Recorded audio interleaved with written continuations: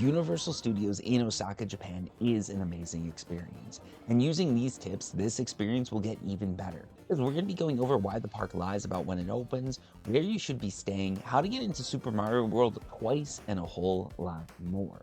So let's jump right into it and start talking about when the park opens. Because this is something that's actually sort of lied about online.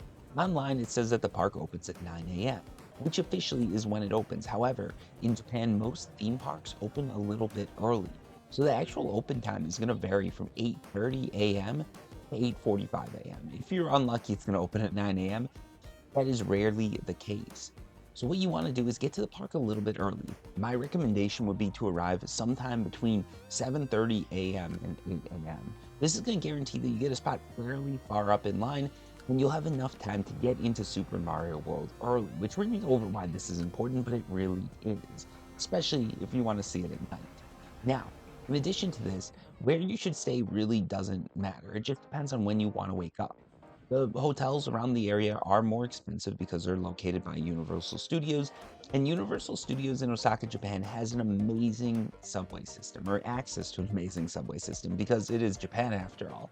This means no matter where you stay in the city, you will be able to get to Universal Studios by 7:30 a.m. However, if you like waking up late, or if you want to get out of the park late and just go right to bed, staying near the park is nice. It's just you're paying a premium for it, which makes sense. Now, let's talk about why you want to get into the park early, because this is something that a lot of people don't understand. So the way Universal Studios and a lot of theme parks work is there's an app on your phone that you're going to use. It's called Universal Studios Japan. This app can be used to do a ton of things, including book access to places like Super Mario World. Now, if you get to the park early and you get in before they start counting people, you can get into Super Mario World without asking for access on this app. The reason this is so amazing is because, first off, you can get to do some of these rides that usually take a couple hours right away, and you get to book another time to go into Super Mario World. My recommendation is if you get into the park, you run right to Super Mario World, you get in without using the app, then you can book time on the app right after you get in while you're waiting in line to see Super Mario World at night. The reason for this is because at night, Super Mario World really lights up. It's a beautiful, amazing experience.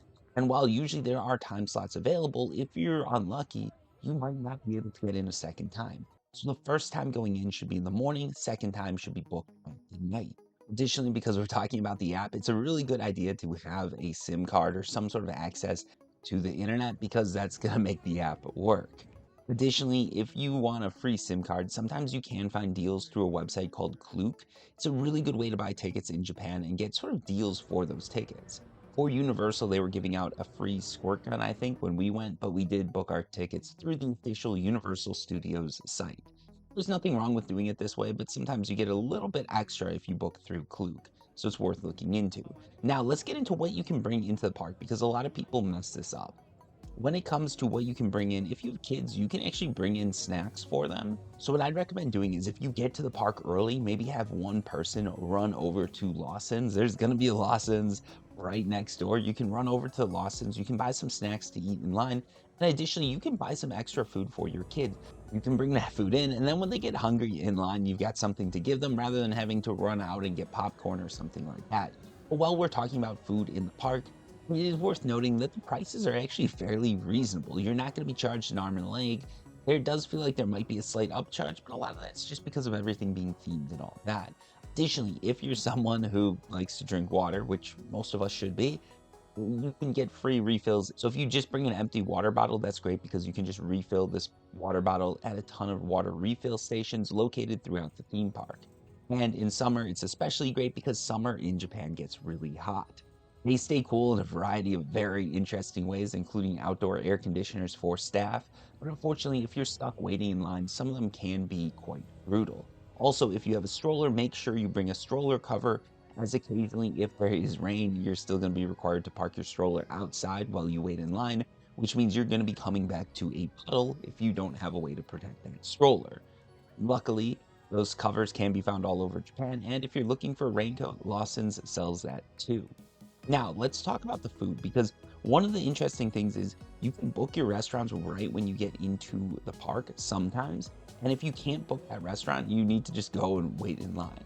In our instance, we wanted to go to Toad's Cafe, which was an amazing experience, but you could not book that cafe through the app. So what we did is when we ran to Super Mario World, the second time we went to Universal, we went right in line for Toad's Cafe.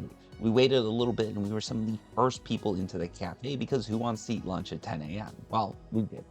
It was a really beautiful lunch. The cafe was done to the T. Everything was perfectly designed. But one issue is the menu did, well, it was translated incorrectly, to be frank. We ordered a meal that supposedly didn't have pork, and when it came, there was pork in the meal. It's not that big of a deal, but if you do have any dietary concerns, you really want to make sure that's known and you really want to take a good look at your food. Additionally, the staff does not understand English. We're in Japan. English in Japan isn't that common. A lot of people know some words, but they're not going to be able to speak to you fluently. What they do have is translator apps. They work really well, but you need to have patience with the staff and you need to understand that there will be mistranslations. Things will be gotten wrong, and that is okay. You just got to accept that. It is what it is, but it is worth pointing out. Another thing that's worth pointing out is how the rides work, because this is actually really interesting. So there's two things that we're going to be talking about. There's a single rider, and then there's a parent switch. So the way this works is for single rider, if you want to ride on your own, or if you don't mind being partnered up with someone random, you can go through a special line. This line basically is the express line, the express pass line. So if you're in Universal Studios on your own, no judgment, don't buy an express pass. Just go single rider every time. You're getting the same bang for no bucks. It's definitely worth doing. The express pass is also worth doing if you want to save time. But if you're on your own, just do single rider. You're going to get the same express pass experience without having to pay the money. Also, if your group doesn't mind being split up, this is a great way to go. Now, another thing we're going to be talking about is if you've got kids. If you've got your kids in a stroller, they have this great thing called parent switch. So one parent waits in line or the whole family waits in line while someone's taking the ride. The other parent takes a stroller, goes, sits down. When that person gets done with the ride, the parents switch, and then the next parent can ride. This is great because even if you've got a baby, we had one, our baby was asleep, so we wait in line. We have to do the roller coaster. One of us does. We switch, and then the other one gets to do it, and the baby doesn't have to be left on its own, which we wouldn't actually do. We just wouldn't be able to do the ride, or we'd have to wait double the time. So it's really nice that they took care of this. Now, let's finally talk about merchandise because this is something everybody wants merch. Everybody wants to buy stuff there. Universal Japan actually offers some really good deals if you compare it to a place like Disney in the US or Universal in the US. You can get shirts and popcorn buckets and all sorts of crazy things at a pretty deep discount. But if you're looking to save even more money, I'd recommend looking into Book Off. Book Off is an amazing place that sells all sorts of used goods, and these goods are usually in pristine quality. I am old and I was finding stuff from my childhood that was still in the box and looked brand new.